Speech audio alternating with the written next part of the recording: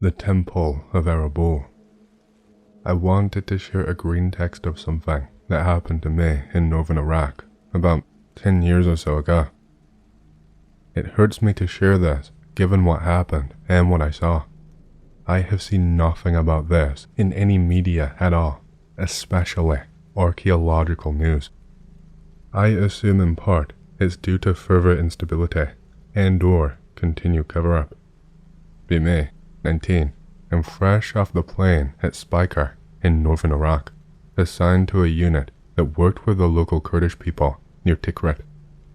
A year or two before, there was a massive ISIS attack in the area where scores of insurgents were wiped out for working with us Americans. Our goal was to work with the local Kurdish people to root out these cocksuckers. Little did I know what would happen. Assigned a task force of mixed Kurdish units and some contractors to go north towards Sinjar and look for ISIS forces for airstrikes. Not a bad assignment, all things considered, especially given the convoy was about 50 of us across multiple vehicles. As we moved toward Mosul, a contractor opened up a bit and started talking about his mission, which was not ISIS related. Turns out, we were pulling double duty. Yes, looking for ISIS around Sinjar, but also escorting these contractors to the same area to explore a site. My CO immediately gets pissed. Apparently, this shit happens all the time, where we as the regulars get assignments to do something, but in reality, it's to help the mercenary contractors out with stealing shit or whatever. CO's freakout shuts the contractor in the backseat up. Another hour goes by. Get chirps from ahead that the convoy is stopping. The Kurdish people are regrouping to a defensive position. Heart racing. We pull off in the middle of the mountains. There is ruins all over the place. Radio is lit up with chatter in Arabic and English. Oh fuck me. Start hearing booms.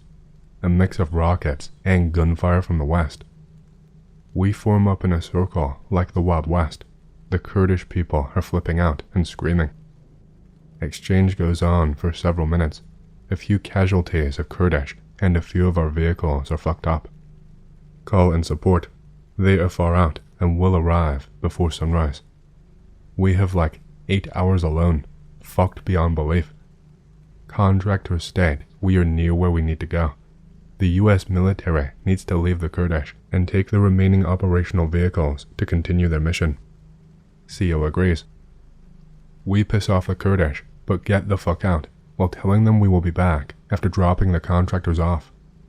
We head south, and we never see them ever again. I am still not sure whether they died or not, or if they managed to survive. The contractors have a specific coordinate set to head towards. It's just old farms and ruins everywhere. As we arrive to the place, the sun has set. Contractors tell us to help them set up a perimeter as we approach what looks to be a small hill. We spot blaze orange flags, like the ones you see when they spray lawn chemicals, everywhere around the hill, with a few jutting off. Contractors rush there and start setting up tents. We get told, CO's still pissed, to hold our position. Staff Sergeant gets word that the Kurdish were overrun and probably died due to intel. Orders are to hold here for reinforcements, which should be about 2 hours out. Confused, as before it was well over that, now it is not long at all. Contractors start asking for help clearing rubble. Turns out, there is an entrance into the hill, and all of the rubble are old mud bricks. Start clearing out the bricks. There is a tunnel in the hill. Contractors call it a mound. Over here the locals protect this place, and ISIS fucking hates it. Saddam was afraid of it and left the area alone. Contractor leader starts telling the others to shut the fuck up. Orders all US military to go back to the tents. Group of contractors go in and remain in there for well over half an hour. Dead quiet outside. Fucking unnerving. Hey Gunny, help me with this. A contractor appears, carrying a bunch of weapons like swords and clubs. Another is carrying a big metal shield. Contractor mentions this site was discovered by the Kurdish months earlier and a recon team was sent out, but the area became dangerous due to ISIS activity. CO asks why we are protecting Indiana Jones shit in the middle of enemy territory. Contractor boss guy appears and tells us all to shut the fuck up and ignore what we say, ignore everything. Minutes go by and the contractors vanish inside the mound again. We are looking at the stuff, really cool jars and swords and shit, like pick related, all corroded and rusty but wicked looking. Boom. CO orders us inside the mound as we hear vehicles approaching. Another boom. We head inside. They use these blue glow sticks to light the path. Inside are faded paintings of people, birds, lions, etc., all along the walls. We head inside deeper until we come upon contractor guards. They are aiming down on us. CO tells them to stand down. We are about to get fucked. Contractor guards order us outside. Pop, pop, pop, boom. That was close. Sounded like a truck was hit by a rocket. Guards show their weakness then. CO pushes past them and we follow into the chamber. It is small and smelled really stale. Inside are stacks of tablets and more weapons and stuff. Contractors are boxing everything up. Contractor boss yells at us, orders us back outside like he could not hear the explosions. The 6 of us hold our own. CO tells the contractors that we are all about to get boiled in acid by ISIS, so we have to hold this room until support arrives. Contractor pulls out a phone, linked to an outside transmitter, and tells us that help will be here in 10 minutes. What the fuck? We hear shouting outside now. Angry fucking screams and shit, as we are fucking having soup sandwiches now. Boom, boom, boom. Another Humvee, probably gone. One of my bros yells, why the fuck we're about to die for this shit. Contractor shouts, this stuff is worth more than our lives. It is the Temple of Arabul. I think it's what he said. We hear the contractor boss scream to shut the fuck up. Gunfire and fire back as the guards outside engage the enemies. We open fire as well from the doorway. The return fire is blowing mud brick dust everywhere. Choppers.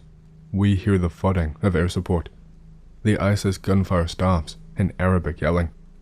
Contractors start whooping. We hold position until we hear someone screaming if we're okay in English. Some boys from Langley showed up in some Blackhawks and chased off the ISIS guys. We are ordered back outside. Like half an hour later, more vehicles arrive. Contractors have boxed up a bunch of stuff and load it onto several. CO asks what the fuck happened. We were told to forget all about it. I have never heard anything about what they found, what they were looking for, etc. I know nothing about that secret operation at all. I have looked on Google Earth and other satellite stuff in the whereabouts where I think we were, and I don't see anything out there that could be the site. Anyone know what this Arabul is? What could they have found? What did he mean when he said, this is the Temple of Arabul? Hey, I hope you've enjoyed the story so far. If you do and you want to hear more, please leave a like and subscribe to my channel, and leave a comment down below, as it lets the algorithm know that you like my content and it promotes it to more people. My goal for the channel is to hit 50,000 subscribers, and we're closing in fast, so thank you, and back to the stories. Be me, 18 years old, senior in high school. One morning I get up and go downstairs to get ready for school. Mom is usually up before me. She is sitting at the table, reading the paper. I start making breakfast. From my kitchen, you can hear the doorknob rattling. Sounds like someone is trying to get in. At first, I think it's my dad who got locked out or something. As I'm about to unlock the door, I get a weird vibe telling me to check the peephole before I open the door. I check, and sure enough, it was not my dad. It was some stranger. He was wearing dark clothing, and his eyes looked so cold and dead, like he had not slept in days. He is still rattling the doorknob, trying to get in. I am so frozen with fear, I have no idea what to do. Finally, he starts pounding at the door. My mom starts to walk over. Answer the door, Non, don't just stand there. Mom, no, I beg. Someone is trying to break in. She freezes. Go call the cops, I whisper. She runs back in the kitchen to grab the phone. Guy is pounding harder at the door. Get the fuck off of our property. The cops are on their way, I yell at the door. The pounding stops. I am too scared to check the peephole again. Mother is on phone, frantically talking to 911 dispatcher. Finally get the courage to check peephole. Don't see him anywhere. I don't go to school that day. Cops show up about 45 minutes later. About a month or two later, I am working on homework one night. My window is cracked open. I like to work in total silence. Even the tiniest noise makes me lose concentration. I hear something moving outside. Go to shut my window. Look to see what is making the noise. I see the figure of a man walking around our lawn. Immediately hits me that this is the guy at the door a month ago. Don't even bother to announce myself. Just grab my cell phone and call the cops. Tell them there is a strange man walking around our lawn. He was pounding at the door a month ago. Apparently, this did not strike as urgent to them. They just said they will send someone. I stared at this guy skulk around our lawn for a good half an hour before he decided to leave. He is staking out our house. He is planning something. Cops show up another 20-ish minutes later. Tell them everything that happened. They say it was probably a drunk in the area or something. The police are useless. A week goes by. I cannot get any sleep. Who knows if this guy has been around here again? I am actually fearing for my own life at this point. One day, come home from school. Mom stays home while I go to school and Dad is at work. Front door is locked for some reason. That's weird. Front door is never locked when my mom is home. Grab key from under planter on the walkway. Go inside. I hear a muffled no, please stop it. It came from upstairs. Sounded like my mom. Drop my stuff and sprint upstairs. So much adrenaline running through my body at this point. My mom's screams are getting louder as I approach her door. I burst into her room. This image will never leave my head. It has me scarred to this day. My mom bent over her bed, pants down, face being shoved into the mattress. Guy who has been stalking us for a month has his pants around his thighs, one hand shoving my mom's head down, the other holding her. I am nearly blinded by my own rage seeing this. I grab the closest object on the dresser next to the door, which was some music box that belonged to my mom. I charge at him at a full sprint. This all happened so quickly, he finally realizes what is happening. He turns to me and puts his arms up to try and block me from charging at him. He is a big guy, well over 6 feet. I am 5'8", so pretty small compared to him, probably around 190 to 200 pounds. I did not care about size or strength difference. I was going to kill this guy. I throw the music box straight at his face. He blocks it. At this point, I am in full tunnel vision. I forgot my mom was even in the room at this point, so I have no idea what she was doing. I charge straight at him again. I am unable to knock him down. He grabs me with one hand and starts throwing elbows with the other arm. Know if he gets even a second of opportunity, he will kill me. I jump at him and headbutt him straight in the nose as hard as I could. He stumbles and falls back, grabbing his nose. I grab the music box and get on top of him. I start bashing him in the face relentlessly with the music box. At first, he was blocking it with his hands, but I did not let up for a second. If he was able to get up, I knew I was going to be dead. I smashed his face with the music box like my life depended on it, which in that moment it did. He tries to grab my face to stop me, but I did not let up. Now that he was not using his hands to block, I was smashing the box directly on his face. His face is bleeding like nothing I have ever seen, but I keep attacking. Eventually, he stops fighting. I've probably given him a concussion or brain damage at this point. Keep bashing his face out of pure anger. Finally, his face is unrecognizable, and I finally stop. Finally get awareness of my surroundings. My mom is crying in the corner of her room, horrified. I start breaking down in tears. After we cried for what seemed like a long time, we call the police. Now they show up like it matters. Guy gets taken by the ambulance. His face was fractured in several areas, had severe bruising all over. Gets charged with felony and battery. I am not charged at all, since I was protecting my mom's life, and it was easy to justify why I attacked so mercilessly, given the sheer size difference between that monster and me. Ever since then, I have not gone a single day without thinking of that event several times, and the image of that guy holding down my mom is forever burned in my head. I will shoot my relatively boring story into the void here. Watch Close Encounters of the Third Kind for the first time recently. Get to the scene where the aliens cause all the toys in the little boy's room to turn on and go haywire. The creepy monkey, all the toy cars driving around the floor, etc. Memories flood back from my childhood when I was around 6. I used to have extremely vivid hallucinations while awake at night of similar things. Sometimes at night, it would be like my room turned into hell. Hundreds of different crazy things going on. Little demons and creatures and goblins running around, getting up to mischief. Demonic toy trains riding around the floor. The skin of a crocodile flying through the drawers. Terrifying faces morphing from every surface. If I turned around in my bed, a 2-dimensional creature would slide up between the bed and the wall. All creatures were fairly small, but the one human-sized one was a floating ghost that used the face of my sister. Somehow, I knew this was their leader. It would appear eventually, every time. It would phase through a specific wall. The wall was not scary on its own, but I had the feeling it lived in there.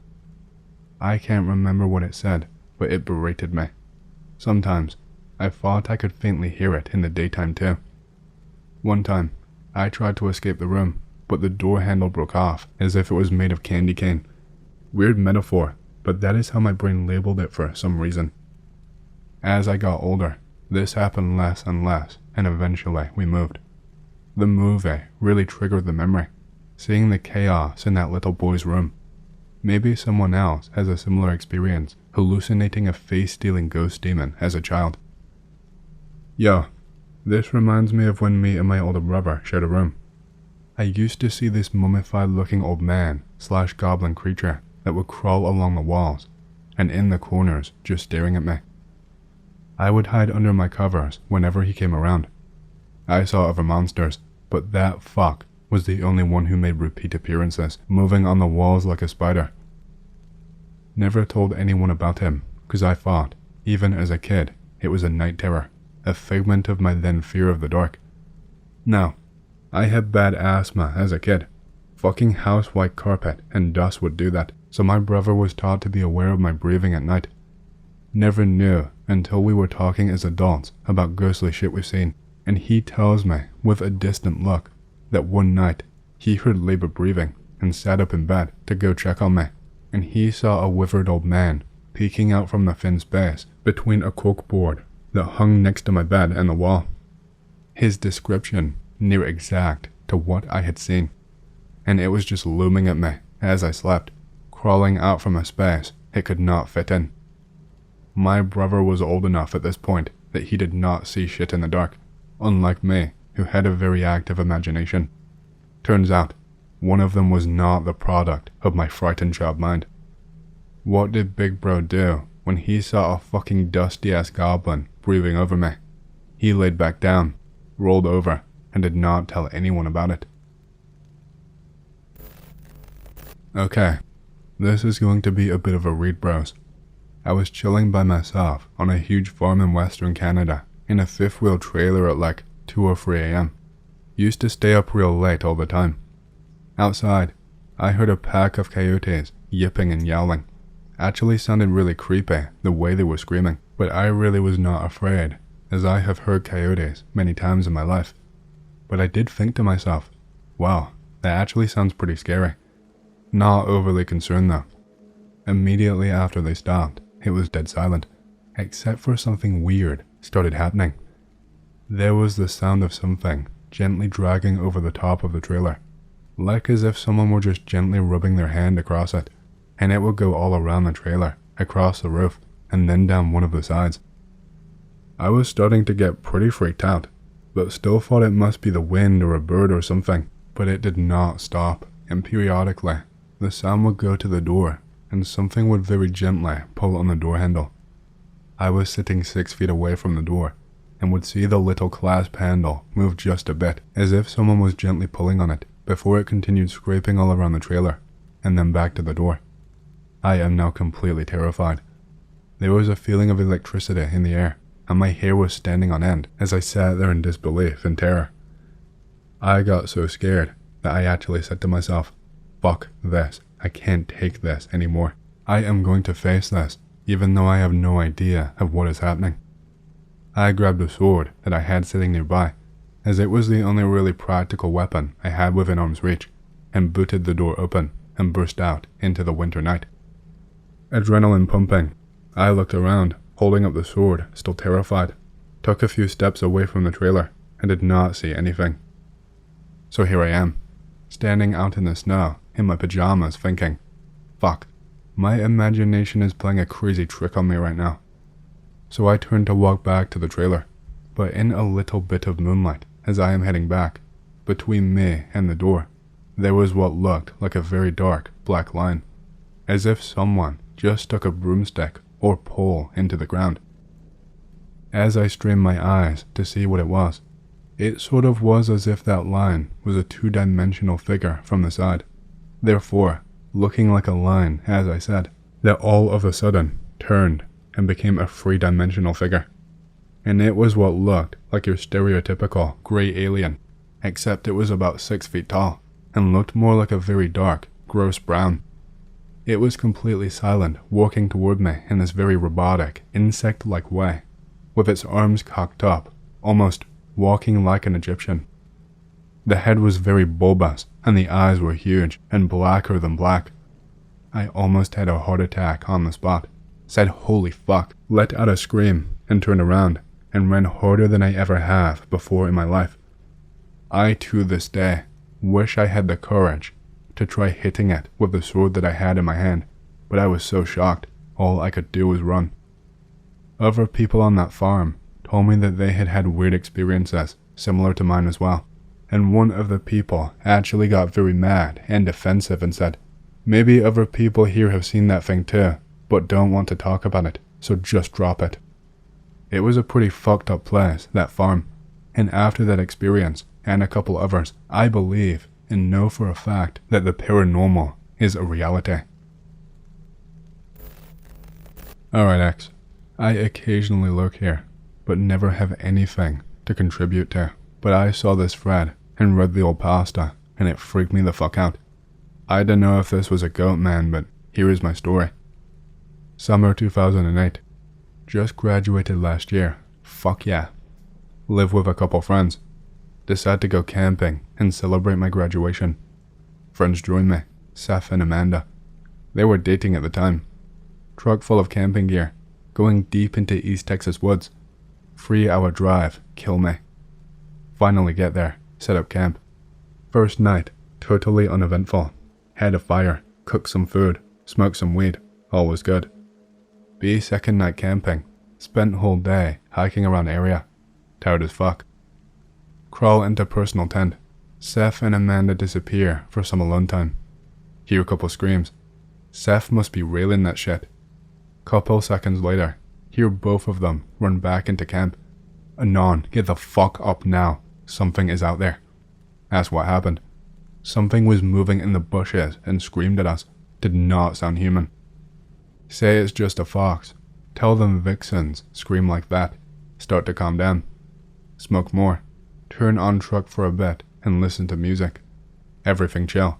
Turn off truck. Get back into tent. Like 2:30 a.m. now. Pass out.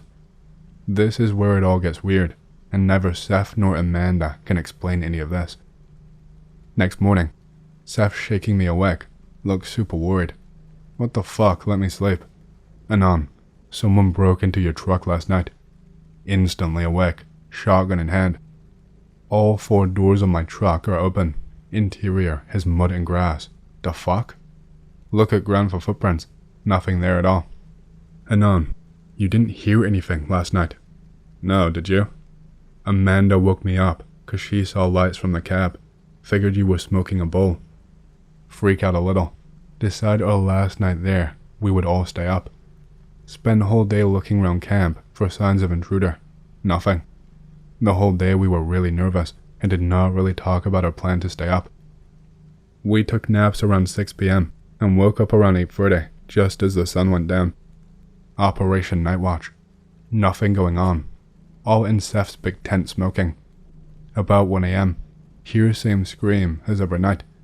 Amanda turns on waterworks, silently crying and saying we should leave. Hell no. I want to scare this motherfucker for fucking up my truck. Screams go on for an hour. Finally stops. Seth and I load shotguns and step outside tents. Put tons of grass and shit on fire and turn on our flashlights. Can see like maybe 20 yards around campsite. Anon, look. See eyes peering from woods. Fire warning shot and say get the fuck out in loud voice. It fucking screams and takes off into woods. What the fuck, nope. Start throwing shit in truck and add more grass and trash to fire so we can see. About 3 a.m. 80% packed, just tents left.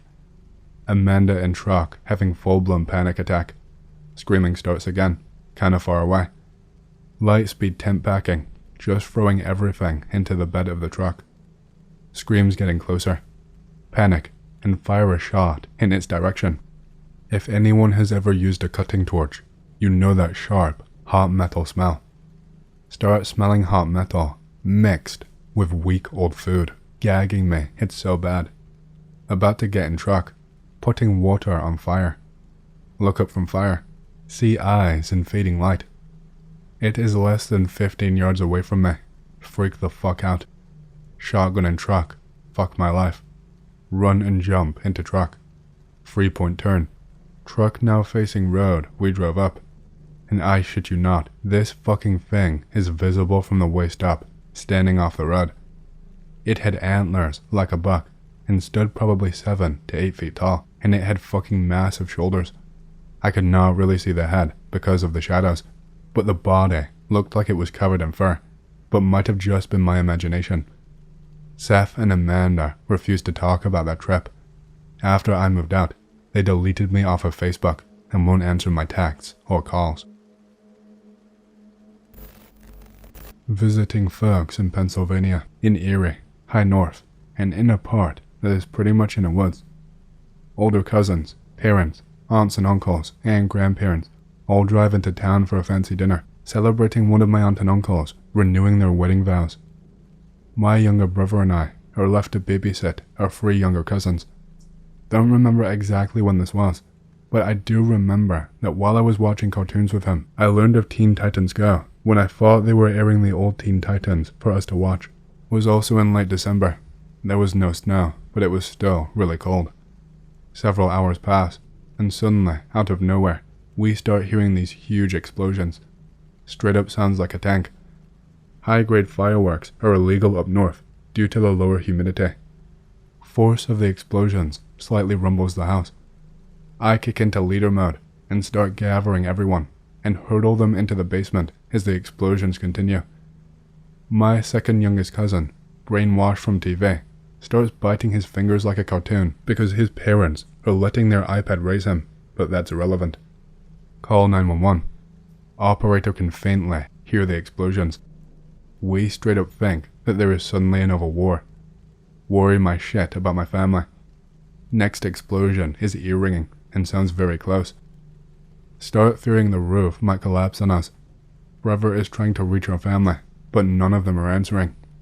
Eldest cousin is throwing a fit. Middle cousin is quoting random memes.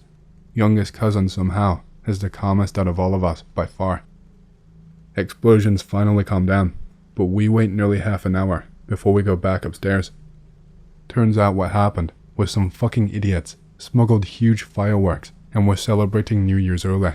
And because of their lack of experience with them, many of them flew off course due to the wind, some flying straight into the woods, one flying straight over our house, and others into neighbouring acres.